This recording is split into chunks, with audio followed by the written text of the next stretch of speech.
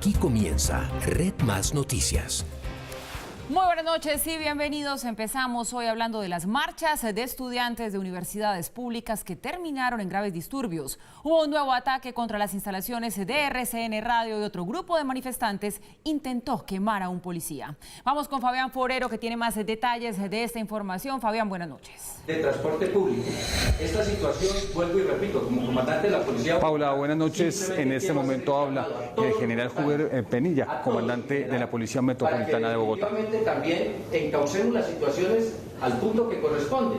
Aquí hay un derecho que se está garantizando y la muestra de eso es que vamos para 2 meses de estar viendo semana tras semana este tipo de movilizaciones, pero también dentro de las mismas hay unas agresiones y hay un daño a la propiedad privada, al bien público, que definitivamente los promotores, quienes se hacen responsables de programar y de hacer el llamado a este tipo de movilizaciones, no pueden el día de mañana simple y llanamente salirnos con la disculpa de que se les salió de las manos y que ellos no tenían el control de las mismas.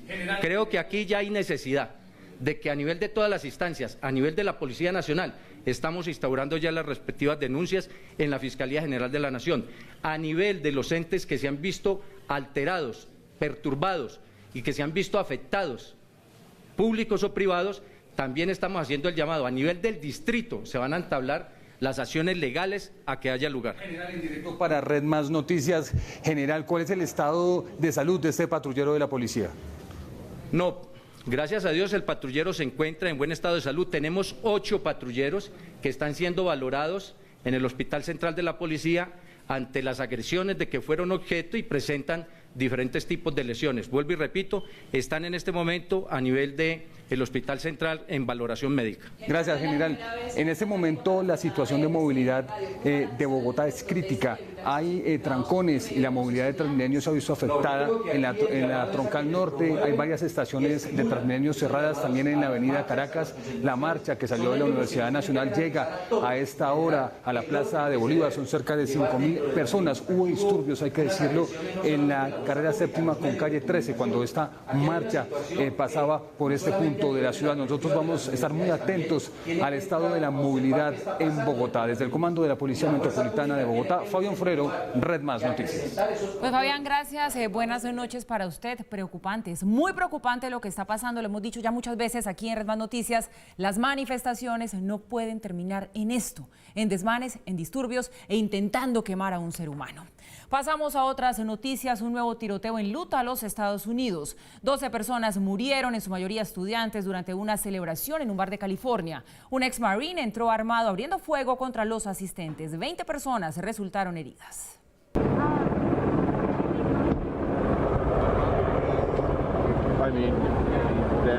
En menos de 2 semanas, un nuevo ataque armado conmociona a Estados Unidos. Eran las 11:20 de la noche cuando un hombre armado abrió fuego en el Borderline Bar and Grill en el suburbio Thousand Oaks, en el condado Ventura, cerca de Los Ángeles.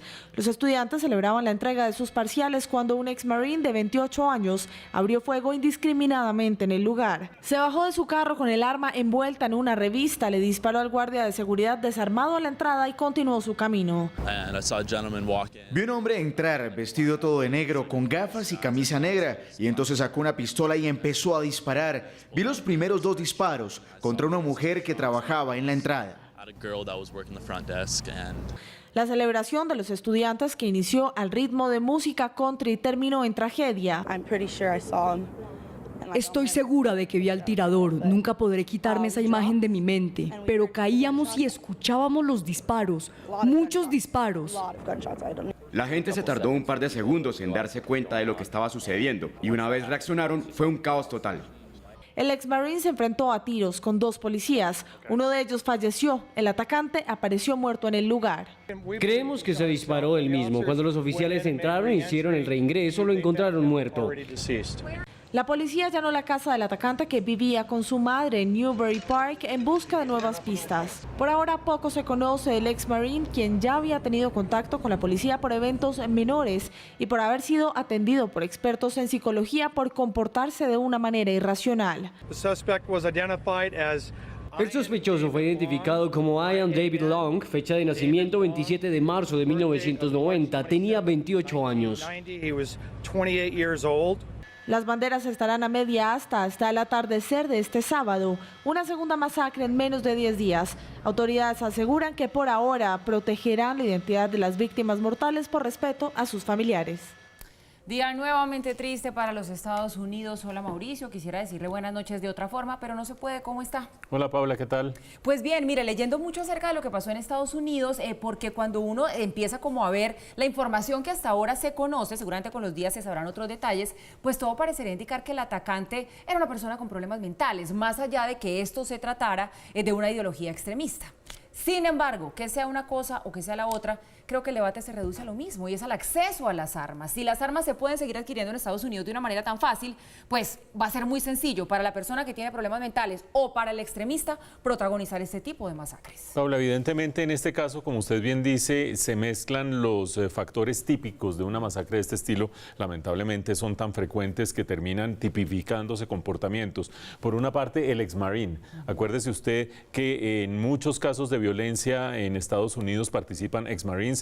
Acuérdese usted que de la época de Vietnam en adelante, los marines que llegan con trastornos mentales nuevamente a Estados Unidos, totalmente imbuidos de odio, totalmente imbuidos de una falta de empatía con los demás seres humanos, ha sido fatal para muchos episodios violentos en Estados Unidos. Un ex-marine, como usted bien dice, los antecedentes parecen hablar por lo menos de una persona que tenía ciertos desequilibrios mentales, pero además de eso había adquirido su pistola, una pistola que pudo cargar 3 veces y que pudo desocupar 3 veces completas, disparando 36 balas delante de todos los estudiantes, haciendo la pausa respectiva para recargar, etcétera, etcétera. La había adquirido legalmente, municiones legales y todo dentro de las reglas. Ustedes dirán, bueno, pero entonces este caso es un caso de un personaje loco, desequilibrado y punto. Ana nos decía en la nota, en 10 días, 2 masacres. Recuerden ustedes la que sucedió en Pittsburgh hace apenas 10 días, evidentemente, donde en una sinagoga entró también un desequilibrado y terminó asesinando a 12 personas de la tercera edad de religión judía. Esas 12 personas absolutamente masacradas de manera infame. En ese caso 12 personas, en este caso 13 personas, 11 estudiantes, un policía y el mismo ex-marine de 28 años que terminó o suicidándose o terminó siendo abatido por la policía. Entonces ustedes dirán, bueno, 2 masacres en 10 días. En este año han sucedido muchísimas masacres. Si uno agarra las 7 mayores masacres en lo corrido de este año en Estados Unidos, suman 53 víctimas. Agarren ustedes y dividan y sumen y estamos entre 7, 8 y 12 por masacre. Eso es una cosa absolutamente horrible. Y hay de por medio 2 cosas relevantes desde la perspectiva de la política pública. Sí hay desequilibrados, sí hay sociópatas, sí hay psicópatas además de eso. Pero en este contexto, el libre acceso a las armas de manera totalmente libre y sin ningún tipo de restricción, en muchos estados mucho más libre que en otros estados. Y fuera de eso, el clima de polarización y de odio que se ha instalado dentro de los Estados Unidos y en el resto del mundo también, cada uno con sus odios y sus polarizaciones, pero en el caso de Estados Unidos hace que sea pan de cada día este tipo de maniobras. Miren ustedes lo que está pasando al sur de este continente en Brasil, donde Jair Bolsonaro, el presidente, está diciendo libre acceso a armas para todo el mundo y fuera de eso una incitación al odio racial, al odio político, al odio del que es distinto, también del mismo tamaño, y esperemos que nosotros no estemos también en la misma onda. Polarización en todas partes, acceso libre a armas en unos lugares y no en otros, y un discurso político demagógico que instala el odio sobre el otro por encima de cualquier cosa. Terrible. Continuamos con más noticias locales porque un juez declaró inocente a Mateo Gutiérrez, el joven de la Universidad Nacional acusado por la Fiscalía de haber sido el responsable de accionar varios petardos y bombas panfletarias del MRP en Bogotá. Tras casi 2 años de juicio, se demostró la inocencia del joven, quien estuvo privado de la libertad por supuestamente ser parte del MRP. Un joven fue inmovilizado en una cama y donde se colocó uno de esos artefactos panfletarios y una bandera alusiva a ese movimiento. El juez desvirtuó las pruebas que en juicio la Fiscalía reveló para demostrar la vinculación de Gutiérrez con los actos terroristas. 2 policiales habían ido, le han mostrado la foto de Mateo, le habían dicho, este es el sujeto, este es el que usted tiene que reconocer. La defensa por su parte demostró que Mateo Gutiérrez, el día de los hechos, se encontraba participando de un evento en la Universidad Nacional. Un video donde se muestra el acto que se llevó a cabo en la biblioteca, donde uno de los partícipes que muestran y que es reconocido por los demás testigos es precisamente Mateo Gutiérrez León, la constancia de que eso es de esa fecha. El próximo 14 de diciembre el juez revelará si por estas actuaciones deben ser investigados funcionarios por la supuesta comisión de delitos.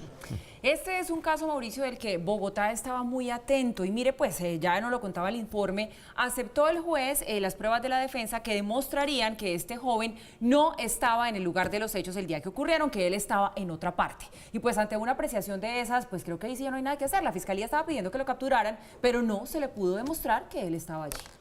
Paula, no solamente este caso, ustedes recordarán, amables televidentes, que a finales de 2015 hubo una oleada de atentados urbanos en Bogotá. Sí, incluso alguno de ellos muy cerca de este noticiero, y perdonen pues la referencia personal y la referencia institucional, pero lo tuvimos a una cuadra de este noticiero, un atentado igualmente. Y vino inmediatamente la acción de las autoridades, por supuesto, y por otra parte la Fiscalía, empezando a individualizar, a identificar personajes y a decir estos están involucrados, estos no. Se evaluó la hipótesis de que existiera red de personas de terrorismo urbano, MRP, Movimiento Revolucionario Popular, que estaría hipotéticamente vinculado con grupos guerrilleros, en concreto con el ELN, y sería más o menos la milicia urbana del ELN. Toda esa hipótesis quedó instalada, por suerte bajó el número de atentados urbanos en Bogotá y vinieron entonces las investigaciones, si es, no es, las familias de unos diciendo no, eso es absolutamente absurdo, eso es falso, nuestros hijos no están metidos en esto, y la sociedad, por supuesto, atormentada y totalmente atemorizada por estos atentados, diciendo ojalá las autoridades los hayan agarrado, ojalá no los vayan a soltar, ojalá no vayan a cometer el error de dejarlos en libertad. Vienen a aparecer estos casos donde después de más de 2 años, un poquito más de 2 años, de que sucedió este atentado, este muchacho, Mateo Gutiérrez, termina siendo la defensa mucho más fuerte que los ataques de la Fiscalía. La Fiscalía decía, tiene vínculos con el MRP, estaba en el sitio del atentado, entró a este apartamento y amordazó al dueño del apartamento y allí pudieron hacer este estallido de este artefacto explosivo. Y termina la defensa demostrando que estaba en la Universidad Nacional, que no tenía vínculos con el MRP y además que el muchacho que dijo, él fue el que me amordazó y se metió a mi apartamento y lo reconocí en un retrato hablado, había visto un retrato hablado que ni siquiera se parecía a Mateo Gutiérrez. Eso es lo que termina diciendo el juez, no lo termino diciendo yo. El juez termina diciendo los argumentos de la defensa son mucho más sólidos que los de la Fiscalía. Quedan 2 hilos por acabar de amarrar. El primero de ellos, cuando en diciembre se acabe toda esta diligencia judicial, si se termina demostrando que agentes del Estado, ya sea de la Fiscalía o que hayan participado en este proceso, actuaron de manera irregular, no quiero ni pensar la posibilidad de una demanda contra el Estado, porque una cosa es que se demore un juicio que no se debería demorar tanto y que termine siendo inocente la persona, vaya y venga, pero que de por medio haya irregularidades, de pronto hay lugar para una demanda contra el Estado. Pero segundo y más importante, si en este caso se pifió la Fiscalía y se pifiaron las autoridades, vaya uno a saber si en los otros casos que están en este momento en curso, relacionados con esa etapa de episodios de atentados, también están sólidos o no están sólidos desde el punto de vista judicial. Ojalá, por el bien de los muchachos, por el bien de la sociedad, por el bien de las instituciones, no haya más pifias de este estilo. Tiene usted razón, porque estamos llenos de demandas contra el Estado. Y la Jurisdicción Especial para la Paz escuchó uno de los testimonios más duros que el flagelo del secuestro le dejó a Colombia. El de Clara López y su hijo Emanuel, nacido en cautiverio. Revivir el horror y las torturas vividas durante el secuestro no fue tarea fácil para Clara Rojas. Le rogué y les imploré a las FARC que me liberaran. Nunca paré, hasta que literalmente se me acabaron las lágrimas. Relató las difíciles situaciones que vivió luego de dar a luz a su hijo Emanuel. Lo más duro fue cuando a mi bebé le dio leishmaniasis.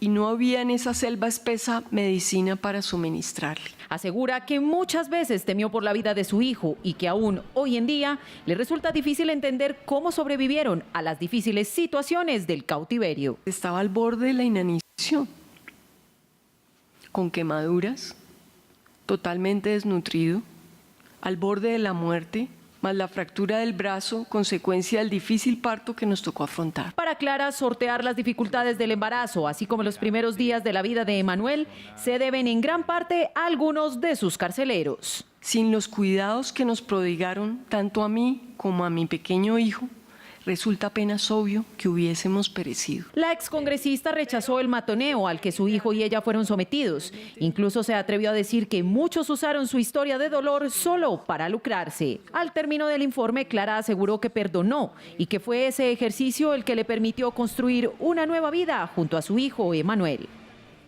Fedesarrollo realizó un examen al proyecto de ley de financiamiento y aunque considera que va en la dirección correcta, sostiene que la ampliación de base del IVA aumenta la inflación en 3 o 4 puntos adicionales, que la clase media la sentirá más fuerte y que falta aclarar qué va a pasar después de 2020. El proyecto de ley de financiamiento va en dirección correcta en progresividad y competitividad, según Fedesarrollo. En progresividad se está haciendo un esfuerzo muy importante por aumentar la tarifa de renta de personas naturales de altos ingresos, y en competitividad la reducción, digamos, de las tarifas de renta para las empresas nos está poniendo, digamos, en la media de lo que son nuestros países competidores a nivel mundial. Aunque plantea simplificar el estatuto tributario, algunas partes de la iniciativa parecen ir en contravía de ese objetivo. La eliminación de la renta presuntiva para las empresas, eso ha sido una talaquera importante para limitar el exceso de planificación tributaria, los mecanismos de ilusión de algunas empresas. No nos gustan esta serie de exenciones que se están planteando para las megainversiones, para los sectores hotelero, agropecuario y la economía naranja, que además se define de una manera muy amplia. El Centro de Estudios calcula que la inflación adicional será entre 3 y 4 puntos por cuenta del IVA. La inflación va a saltar del 3 al 6 o 7%, si la reforma se aprueba como está, va a saltar en los primeros meses del próximo año. La medida que afecte las expectativas de inflación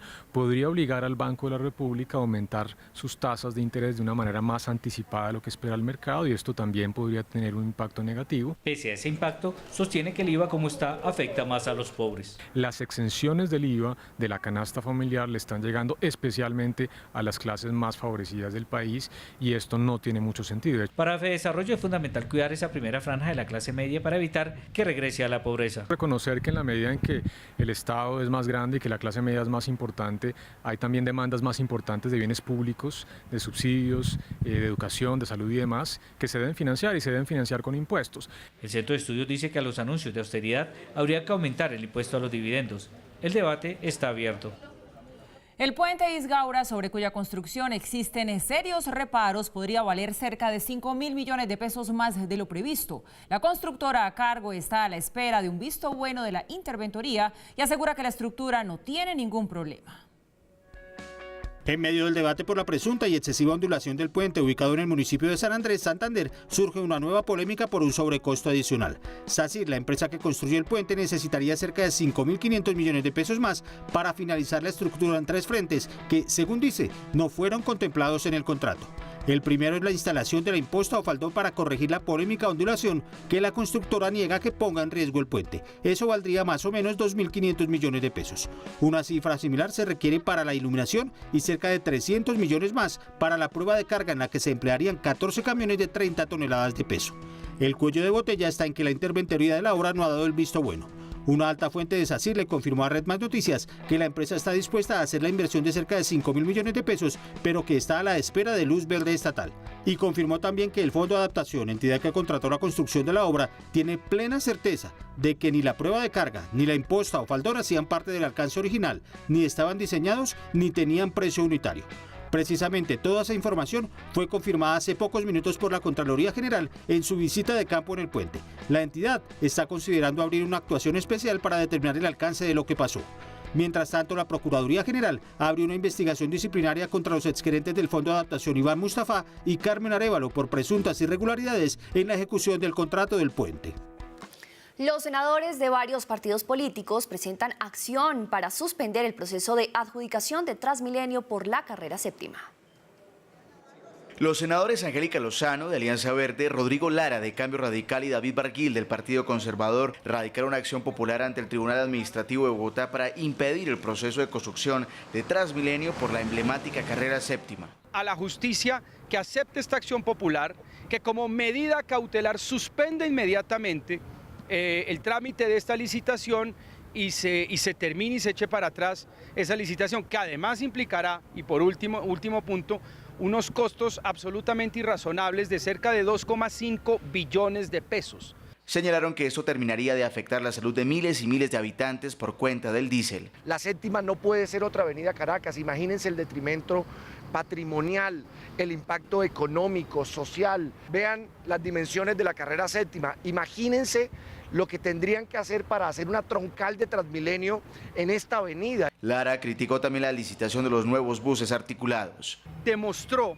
incuria y desidia por parte del alcalde mayor de Bogotá respecto del medio ambiente. El alcalde le ha salido al paso a sus críticos señalando que se trata de argumentos politiqueros y clientelistas. Un nuevo atentado contra el oleoducto Caño-Limón-Coveñas se registró en las últimas horas en la vereda Cañaguata del municipio de Cubará, en Boyacá. Unidades del Ejército, Policía, organismos de socorro y de Ecopetrol se encuentran en el lugar tratando de controlar el incendio producido por la explosión que ha consumido varias hectáreas de bosque nativo. A esta hora se procede a la reparación del ducto afectado y también a la limpieza del ecosistema por parte de Ecopetrol.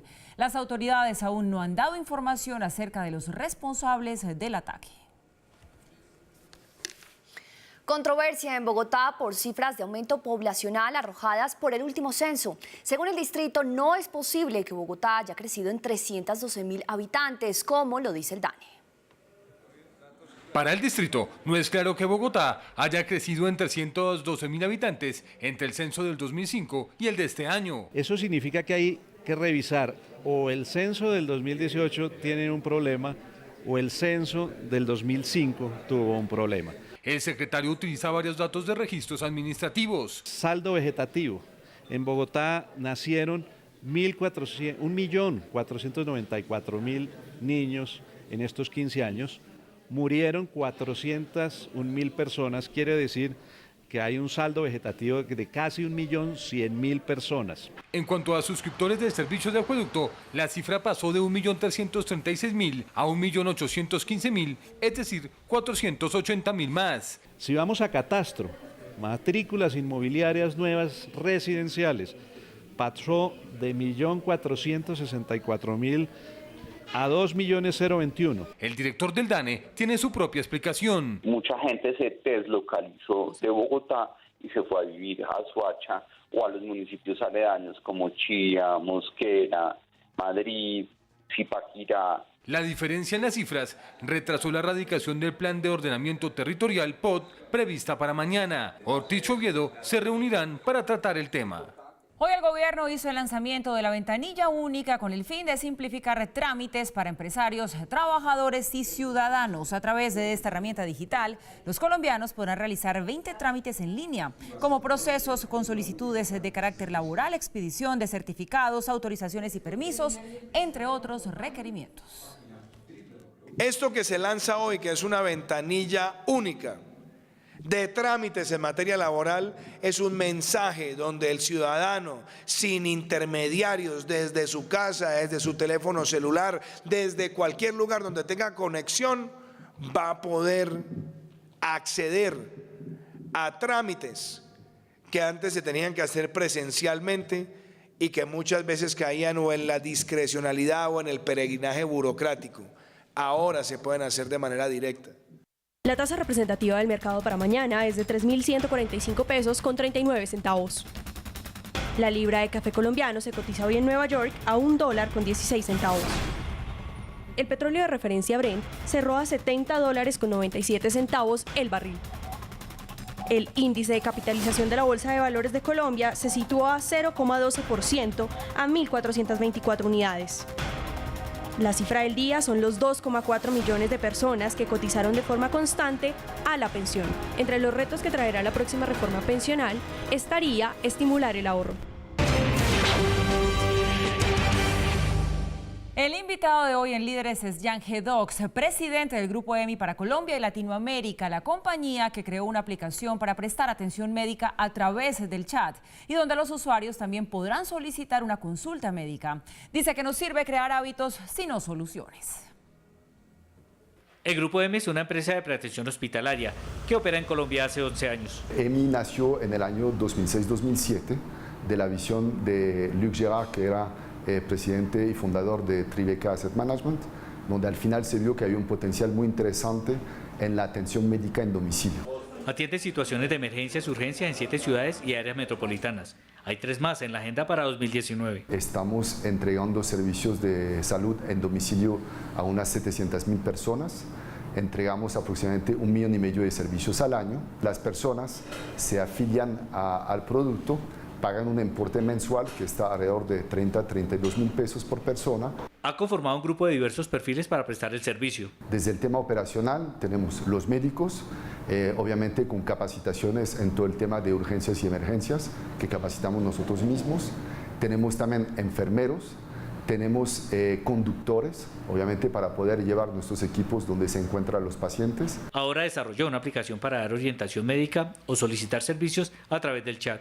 Siendo su asistente médico personal en el smartphone o por teléfono, realmente para poder aportarle cuál es la mejor solución en este momento.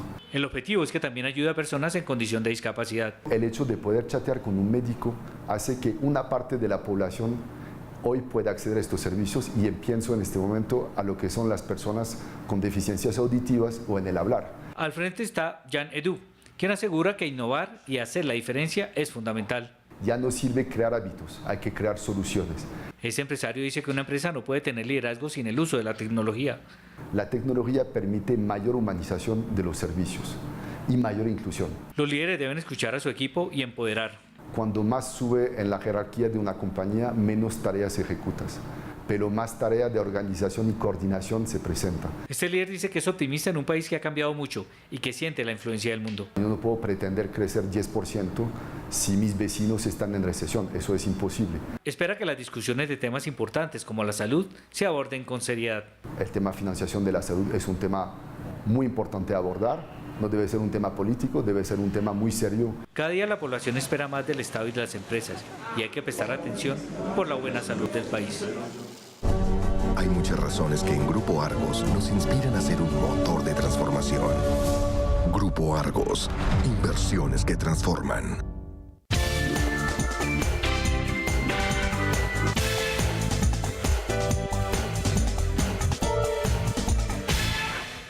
Pese al inclemente sol y a la alta temperatura registrada hoy en Cartagena, las 26 candidatas al Reinado Nacional de la Belleza participaron en el tradicional desfile folclórico, y aquí están los mejores momentos.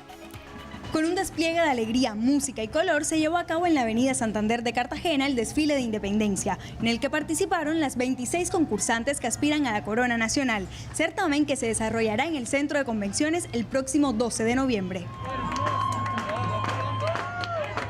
Pasar increíble, conectarme con la gente, bailar aquí con mi pueblo cartagenero, en mi tierra, que cada año recibe a todos los que lo visitan. Muy emocionada de estar el día de hoy acá. La vamos a gozar, la vamos a pasar increíble. En esta ocasión, las fiestas de independencia de Cartagena de Indias 2018 realizan un homenaje a la flora y la fauna de los cuerpos de agua de la heroica. Hoy es nuestro gran desfile de independencia. Es un desfile donde se reúne toda la ciudad, todo el país nacional, en torno a nuestra cultura, tradición y folclore. Hoy celebramos nuestra independencia. Las candidatas bailaron hasta más no poder al ritmo de cumbia, salsa y mapalé para demostrar la mejor energía a sus seguidores. Esta noche la agenda continúa con la elección de la Reina Madre. Recuerde que los colombianos tendrán la oportunidad de votar por su favorita hasta el próximo 12 de noviembre en el portal votaciones.srtacolombia.org. En segundos, el presidente de la República, Iván Duque, estará aquí con nosotros en el set de Red Más Noticias en una entrevista exclusiva a propósito de sus 100 días de gobierno. También estará con nosotros en el set nuestro director, Juan Lozano, y el director de 6 AM de Caracol Radio, Darío Arismendi. Así que no se muevan del canal. Y hoy nos despedimos teniendo el gusto de decirles a todos ustedes, nuestros televidentes, que llegamos al 5º año de Red Más Noticias. En este corto periodo, el balance del noticiero ha sido muy satisfactorio. Nuestro noticiero ha obtenido 2 premios Simón Bolívar de Periodismo, 2 nominaciones a Mejor Noticiero del País en los premios India Catalina. Y seguimos firmes con nuestra labor, con la mente puesta en cumplir esa promesa de que conocer las noticias es bueno, entenderlas es mejor. Así que queremos celebrar este 5º año con ustedes, darles las gracias por por estar acompañándonos todos los días y decirles que continúen con nuestra programación y este especial que tenemos de entrevista, balance de los 100 días del gobierno de Iván Duque. Buenas noches. Aquí comienza Red Más Noticias.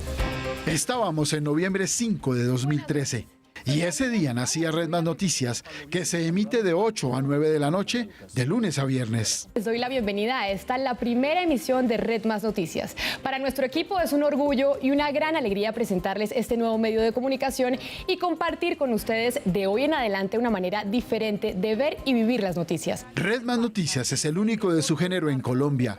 Combina de forma simultánea información y opinión. Llega al televidente desde lo objetivo a lo subjetivo. Le entrega más elementos para que elabore su propio juicio de los hechos. Hay que tener claro que estos temas son independientes. Es un modelo que busca el equilibrio y la profundidad, cuyas características lo convierten en un producto versátil y con credibilidad, la mayor prenda de garantía de un noticiero. Red Más Noticias busca conocer las noticias y, a diferencia de los demás, busca entenderlas, interpretarlas, llegar al fondo de las mismas. Lo interrumpo justamente allí porque usted dice, bueno, hay que compensar a los más pobres devolviéndoles algo de ese IVA. Pero ¿cómo va a funcionar esto en la práctica? Porque por eso, la razón de ser de Red Más Noticias es: conocer las noticias es bueno, entenderlas es mejor. En el primer año al aire, Red Más Noticias fue nominado como Mejor Noticiero Nacional en los premios India Catalina, el más importante reconocimiento a la televisión en Colombia. Red Más Noticias, nominado a los premios India Catalina como Mejor Noticiero de Televisión. En 2015 obtuvo el premio Simón Bolívar a la mejor crónica en televisión por un trabajo sobre el deshielo y el cambio climático en el Ártico. Y el ganador del premio de crónica en televisión es Juan Pablo Vieri, de Red Más Noticias. Un año más tarde, en pleno proceso de paz, Red Más Noticias fue el único en registrar cómo las FARC ocuparon con hombres armados el único colegio del corregimiento de Conejo, en La Guajira, en una abierta violación al derecho internacional humanitario. Los muchachos que nos estaban acompañando son muchachos nuestros que hacen parte de la seguridad nuestra, pero en ningún motivo incidieron para que la gente pudiera concentrarse. O sea que las FARC no están haciendo política con armas, como dice el gobierno. No, nosotros hasta el momento nos hemos atenido a los acuerdos y ese es uno de los puntos claves, ¿no? El cubrimiento de esta información, desde lo informativo hasta lo analítico, le valió un nuevo premio Simón Bolívar al noticiero. Los ganadores del premio de noticia en televisión son Álvaro García, Mario Villalobos, Gabriel Romero y Giovanni Celis, de Red Más Noticias. En medio de su travesía surgió Red Más Internacional. En un país que suele mirar más hacia adentro que hacia afuera, este espacio se ha venido consolidando en el horario de las 7 de la noche. 50.000 soldados, 250 aeronaves, 65 navíos son algunas de esas cifras que se cuentan dentro de lo que está pasando en esos ejercicios de la OTAN en Noruega. Así, los televidentes encuentran un lugar que les permite estar más enterados de lo que sucede en el mundo y asimismo pueden entender qué se observa detrás de los hechos. Hola, ¿qué tal? Buenas noches, bienvenidos. Esto es Red Más País. Hoy vamos a comenzar hablando de lo que fue noticia esta semana. Las regiones y sus historias son muy importantes. Por eso, desde 2016 existe Red Más País, un espacio que ha completado más de 100 emisiones al aire dedicadas exclusivamente a registrar las crónicas, reportajes, entrevistas, denuncias y noticias que se generan en los territorios nacionales. Pero faltaba un espacio diario y consolidado de opinión y de entrevistas. Entonces llegó el programa Al Punto, dirigido por Juan Lozano. Políticos, economistas, intelectuales, artistas, deportistas dialogan con nuestro director de lunes a viernes entre 7:45 y 8 de la noche. El modelo de Red Más Noticias llega a sus 5 años. Un modelo fiel a la información, la opinión, el debate y con una mirada más profunda al mundo y una mayor aproximación a los hechos. Las tendencias del consumidor audiovisual han cambiado. Ya no quiere ver una mezcla de contenidos, sino canales especializados. Y allí las noticias y la información ocupan un lugar importante en sus preferencias.